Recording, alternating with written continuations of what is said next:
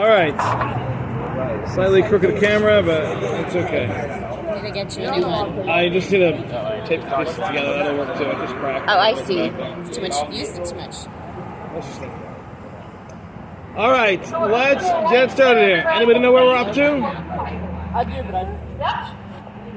No, you don't count. Anyone else know where we're up to? She cheated. She asked my niece what page we were on. Because she had many for 2 weeks. We're talking about Moshe. I think we're on 242. And I think we didn't. We finished half.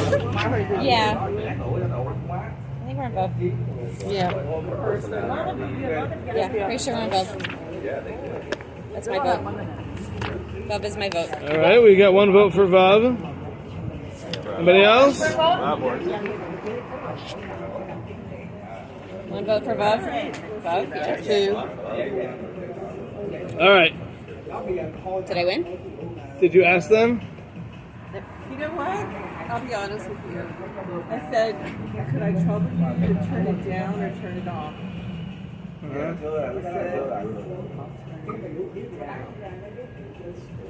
Okay. All right, we've learned our lesson. Okay. And I said it really, tentatively also. Yeah, so turn that off, will you? All right.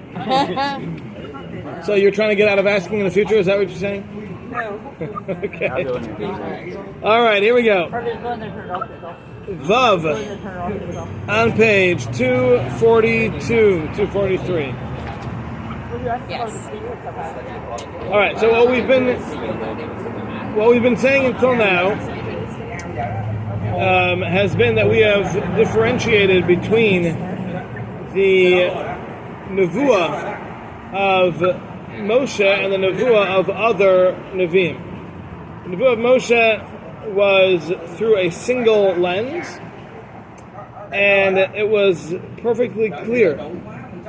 And the nevuahs of other prophets was through multiple lenses, and those lenses were not perfectly clear. So the clarity with which Moshe saw was unparalleled. No other Navi had ever received any prophecy that can be compared to that of Moshe. And we talked about how Moshe did not receive it in riddles. He didn't receive it with any kind of figuring out that needed to be done. It was clear, it was straight, he knew exactly what it needed to be, he understood it, there was no need for interpretation. Moshe's nevuah was with such clarity that what he saw was undeniable and obvious as to what its intended message was. Okay, so now we are now going to talk about a few other differences, and this is what we're going to finish with, not very much. And the next chapter, the next section I should say, section 4, is completely unrelated to this. Like, absolutely nothing to do with it as far as I can tell. I went through a bunch of it, I haven't seen any connection. So we'll finish up today, and then we'll be off next week. I will not be here. And then the following week we can start up again. Now the following week, just to let everybody know, if I'm calculating correctly, is August 11th. August 11th, we're going to have our class. I'm not sure yet. We might have it in Shul, because right after that is when we're having the big clean out for the storage container at the Shul. So I'd like to, hopefully everybody will be able to help us out. So I think we'll have class there. Earlier? What? Do you want to start earlier? The class earlier? Yeah. Why? I guess we don't have to. Okay. We're going to go settled. straight there. All right, here we go. That was a no. Very subtle. All right, here we go. Vav. Vaid Havdil. There's another difference. We're on 242, 243. Vav. Vaid Havdil. And there was another difference between Shar Nevi'im and Moshe, between the other prophets and Moshe. Shar Nevi'im lo haya biyadam lehinave b'chol shah. Other prophets were not. It was not within their ability to receive prophecy at any time. But it was limited to the time that Hashem wanted for them to have this prophecy. Hashem would put his shefa onto the prophets, and they would receive the prophecy at that time. However, Moshe, that was different, in that Moshe, it was up to him. It was his choice. He chose when he wanted to receive prophecy. And it was given to him in his hand to connect to Hashem, and to bring down the revelation to himself whenever it was needed. So we did learn previously that there are certain steps that a prophet needed to go through in order to receive prophecy. Talked about certain names of Hashem and combinations of verses. We talked about the removing of oneself from physicality. Talked about all different steps of preparation, but even those were not sufficient by themselves to bring prophecy. They were necessary steps, but they wouldn't necessarily result in prophecy. So someone could go through those motions and make an attempt, try to connect to Hashem, and if Hashem was deemed it appropriate at that time, he would allow that connection to go through. If he didn't, he wouldn't. You know, it's kind of like having Comcast. You know, sometimes just don't get the signal. You know, it just doesn't happen, right? So that's the way it was. They would go through their preparations and they try to receive prophecy. Sometimes Hashem deemed it appropriate. Sometimes he didn't. But that wasn't the way it worked with Moshe. When it came to Moshe, he was in control.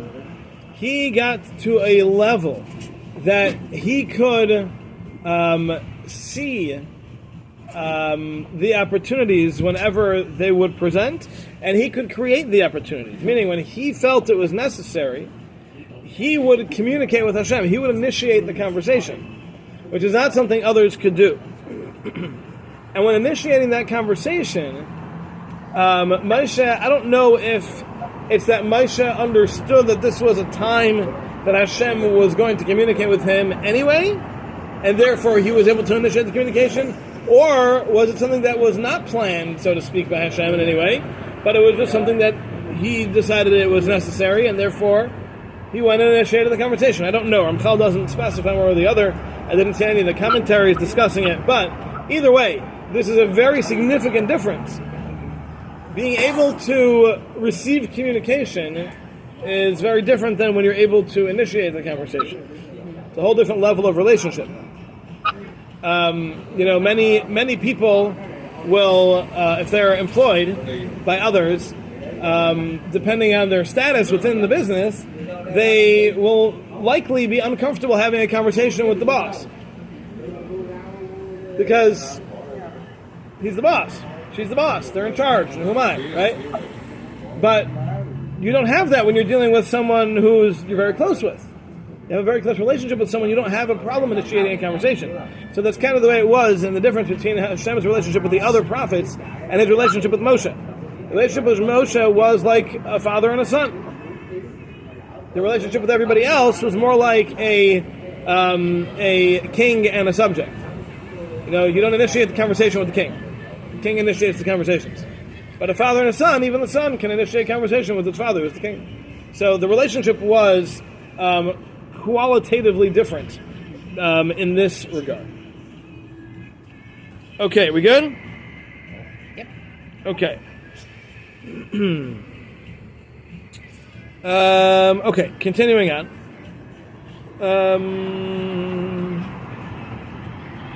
And actually, one of the cases that this took place was in this week's Parsha. In this week's Parsha, we had the daughters of Tzlafchad. Daughters of Tzlafchad had wanted to receive an inheritance in the land of Israel based on some complicated halachic, based on some complicated halachic rationales, and Moshe did not know the answer. So what did he do? He asked Hashem. Right? That's not something anyone else can do. You know? I mean, we can ask, but doesn't necessarily mean we're going to get a conversation right there.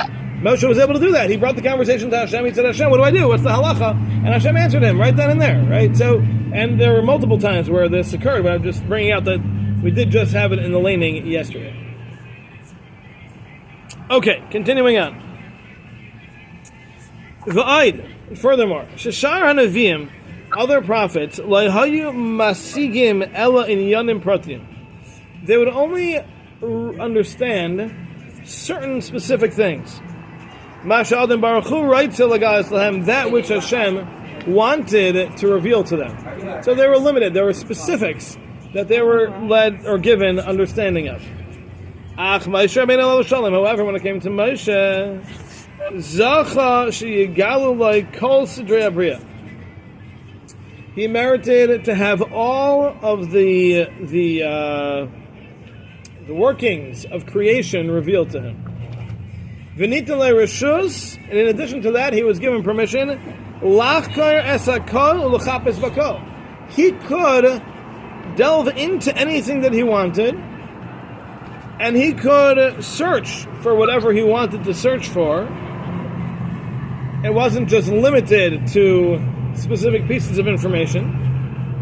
V'nimseru b'yadai kol hamaftichais sh'lanimseru b'yadam b'yadam.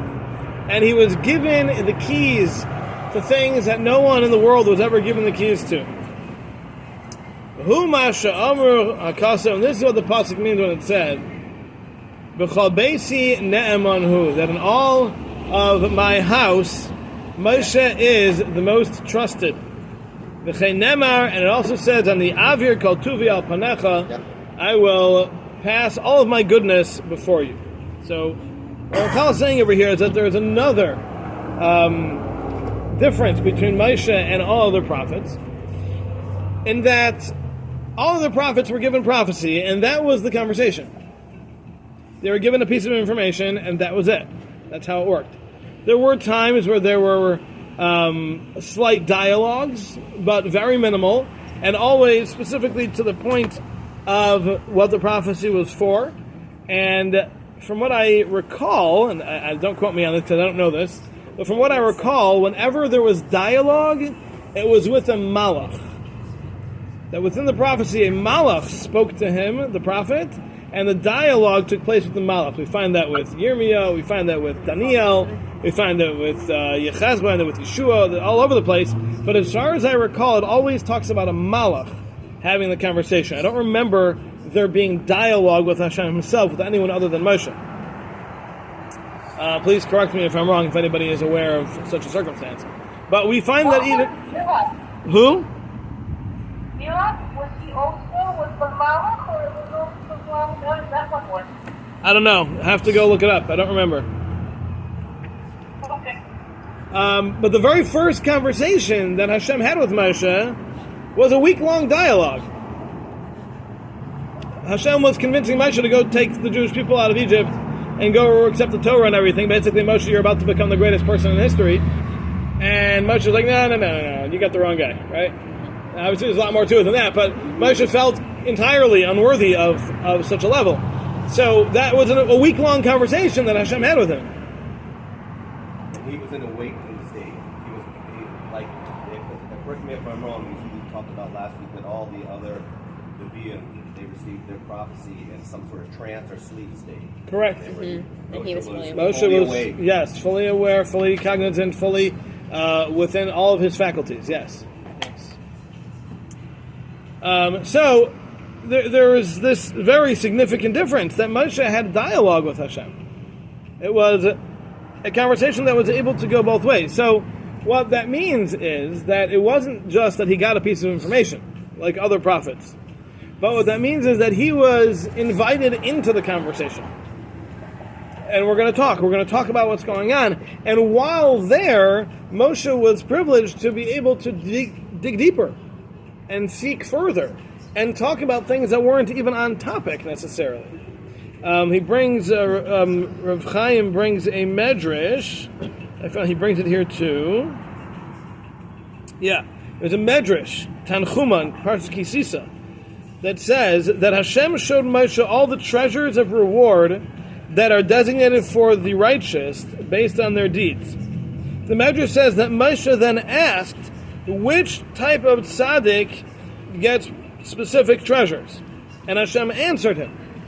So we see that the dialogue was there. Moshe was shown an image, and then he said, well, wait, can you explain this? What's that? What's going on over here? That's not something any other prophet was able to do.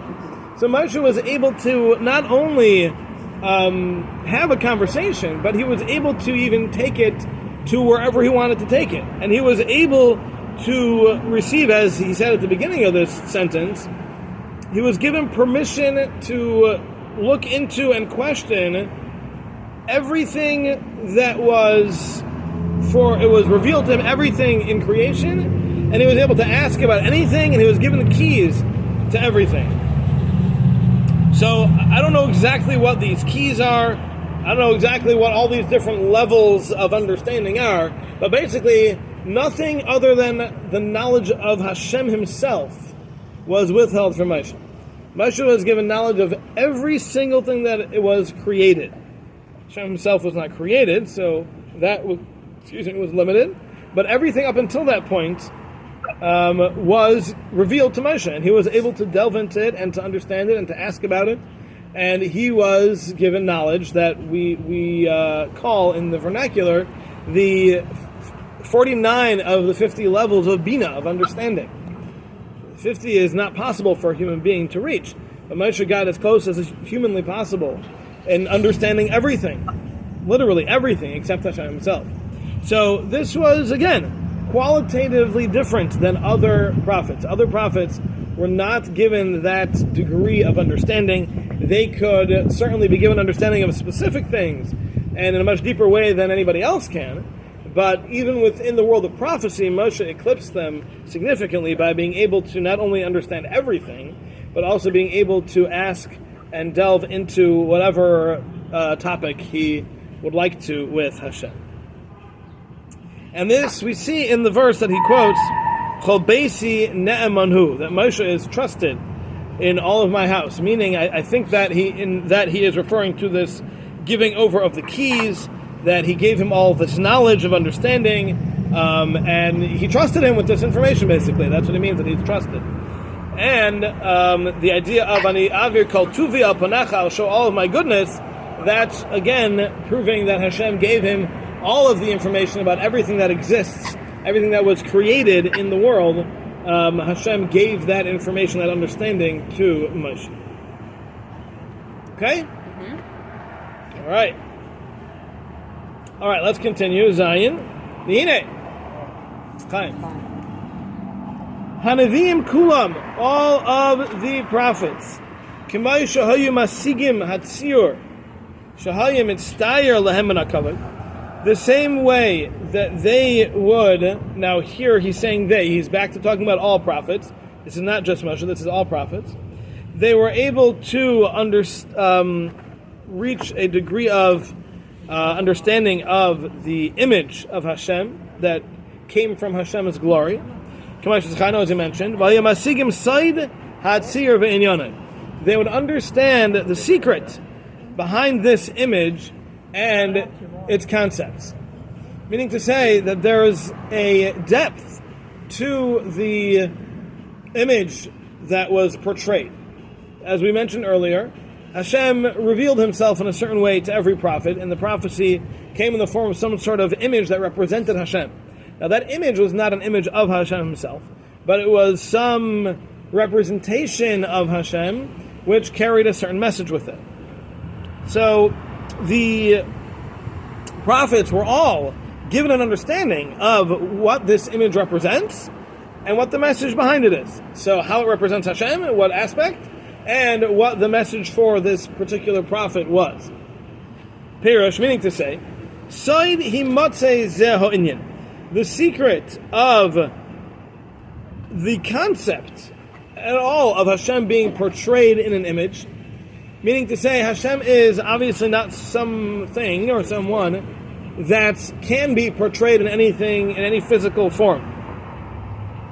So just the idea of being able to understand how Hashem could be portrayed in a physical image is something that only a Navi himself could understand. Ve'ech nimshach zeh, and how that happens, and what is the intention of all this happening. So there's these three steps that he's saying of understanding that a Navi has to have. Number one, how this represents Hashem. Number two, how this representation comes from Hashem. I don't know exactly what that means. And number three, what the intention of this representation is. So those are three things that every Navi was able to understand with their Nevuah. V'chein hayu masigim haskala amitis, and they would also understand a true level of understanding b'saydes gedulasa yizbarach al yedei hatzirahu, into the secrets of the greatness of Hashem through this image. So by seeing this image of Hashem, they were able to tap into an understanding of the greatness of Hashem that no one else could. So you're talking about a very, again, qualitative difference between the understanding of Hashem that a prophet has versus the understanding of Hashem that anybody else has. But again, this is not limited to Moshe. This is true for all prophets. Kain hayu masigim amitas hadavar. So too they would understand the truth of the matter. That Hashem himself has no image. There is no such thing as an image of Hashem. Hashem cannot be visualized in any way. And the image that is portrayed to him is only an image through which Hashem is representing himself to the prophet in a way the prophet can grasp it. Not that it is an actual image of Hashem, or even a real representation of Hashem, but it's just a medium for the Navi to be able to grasp something about Hashem. A Navi, Kirtzani Yitzbarach, as Hashem wills, based on the knowledge, whatever it is that Hashem gives him. So it's Hashem. It's not something we understand. It's something that the Navi is given a certain amount of understanding to be able to recognize why this is going on. Okay. He continues. Val davar zeh, and on this, Nemar li Yisrael is said to the Jewish people, U'tumuna einechem royim zulasikol. When Moshe is recounting the story of the experience at Sinai, it says that Moshe described it as, you did not see an image, just a sound. About that. He didn't see an image, but a sound. Which means he saw a sound. Right? Pretty interesting. So when Hashem showed Moshe his back, Yeah. the image that he portrayed to Moshe to see? Correct. I'm sorry, I didn't hear that. That when Hashem presented his back to Moshe, it was the image that he wanted Moshe to see. When Moshe said he wanted to see what Hashem looked like, and Hashem said, basically, I can't show you my face, but I'll let you know when you see and he showed him his back as he walked by. What does that mean? It means he saw an element of Hashem's essence. Not actually seeing it though, because it's not visible. So through another filter. This obviously through a filter, but it wasn't even seeing Hashem through a filter. It was seeing a representation of Hashem. Mar Brothers described it a little bit as a seeing why Hashem did this after. Right. That's a certain element of Hashem. Certain element of Hashem is running the world.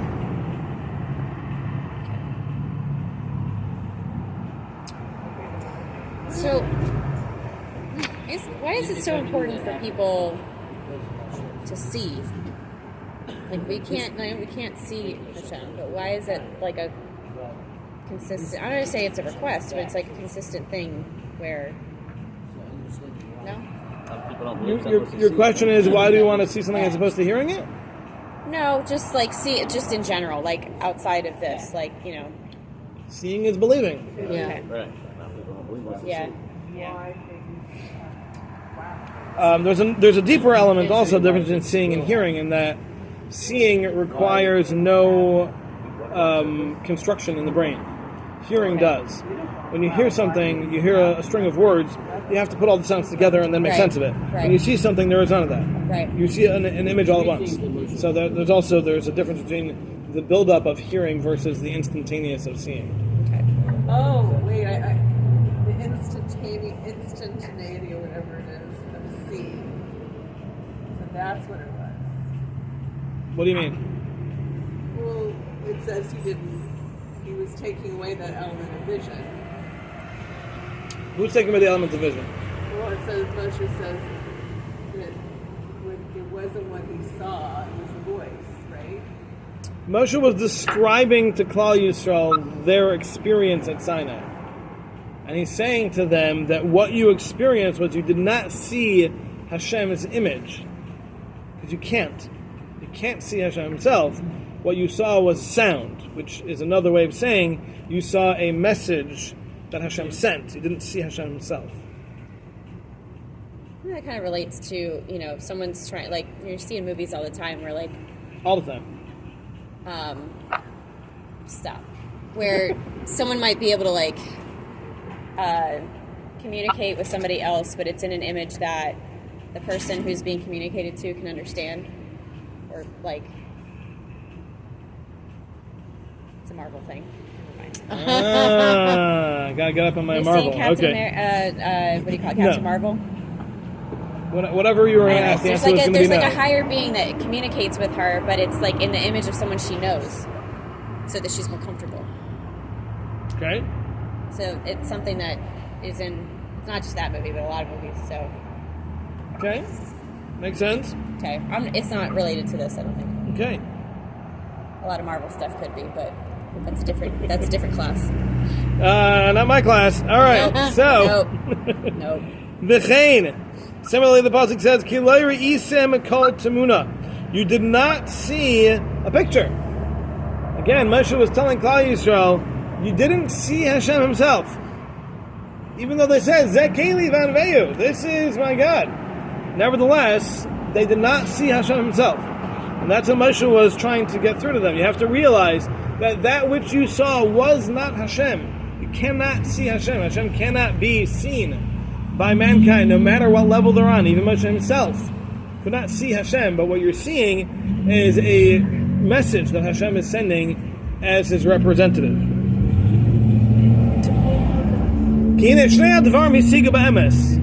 Because these things they did, in fact, grasp. First they grasped that the reality, the existence, the essence of Hashem has no image at all, and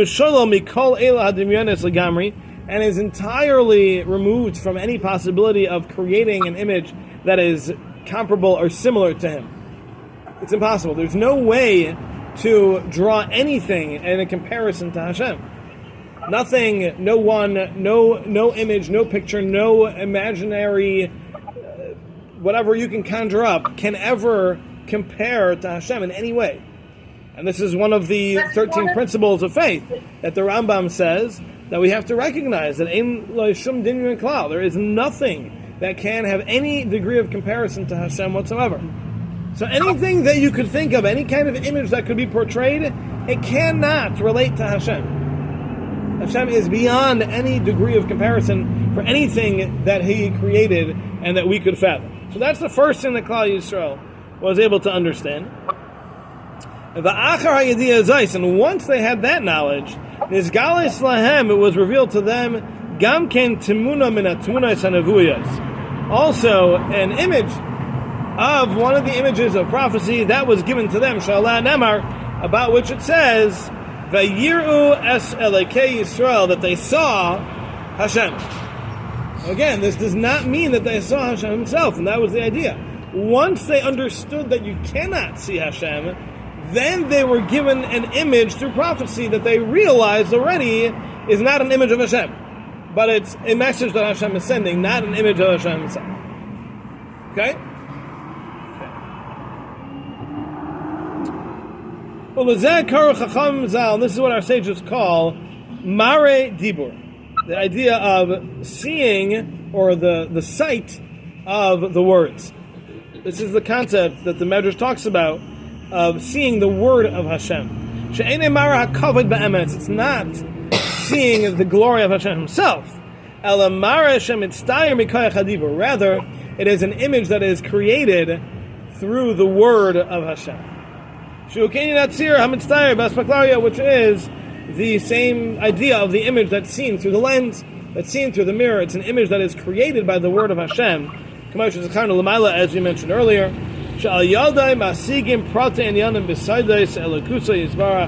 And through it, they're able to understand details, specifics of the secrets of Hashem himself and his his creation of the world and his running of the world, as we explained. All right, there you have it. Go ahead. Just quick question for you, because we were discussing this with my students. How did you translate the word Elokut? Because I was translating it as godliness. Is there a different word a better way you would translate it? You're just going back and forth, and I'm trying to get... Where, with Elokei Yisrael? No. Where did that come from? Like Elokut, yeah. So here it refers to, the God, the leader, the judge, the supreme being, anything like that. But it means different things in different contexts. It all depends on the context. That's what I pictured you, because they were saying that a different teacher translated differently somewhere else. It does. It does. It translates differently in different contexts. Such a princess. Rashi goes through that. There's a few different meanings. Honestly. All right. Thank you all for coming. Again, we will not have class next week. But if somebody doesn't know where we're up to next time, that's bad news. All right. Have a wonderful next 2 weeks. Yes. And I'll see you when I get back. Vacation, yes. Vacation-ish. Okay. You're going to find some more A families? trip. We're going to family, yes. By the way, I did research. There is a conservative congregation in